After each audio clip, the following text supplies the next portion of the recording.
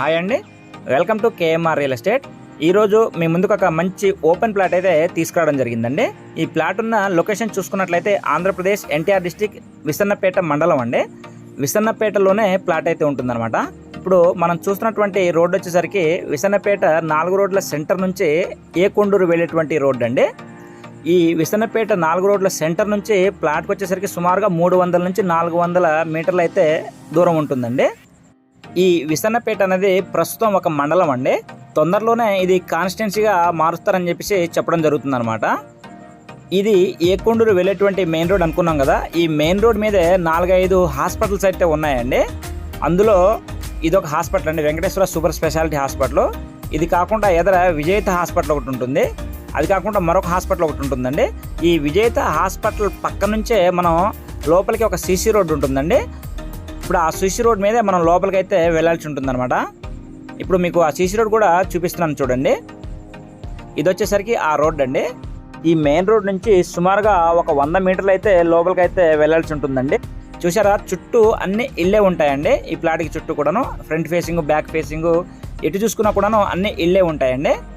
ఇది వచ్చేసరికి ప్లాట్ అనమాట.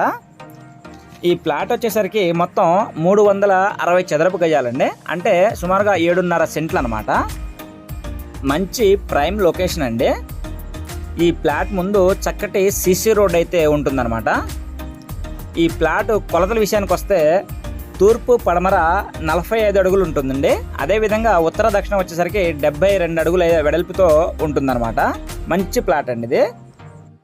మరొక్కసారి ఈ ప్లాట్ ఉన్న లొకేషన్ చూసుకున్నట్లయితే విసన్నపేట అండి, ఏకొండూరు రోడ్డు, పాత రిజిస్టర్ ఆఫీసు దగ్గర విజేత హాస్పిటల్ పక్క రోడ్డు నుంచి లోపలికి అయితే వెళ్తామండి.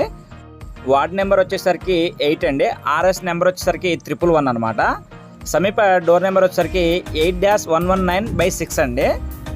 ఇక కాస్ట్ విషయానికి వస్తే ఒక సెంట్కి గాను 6.5 లక్షలు అయితే చెప్పడం జరిగిందండి.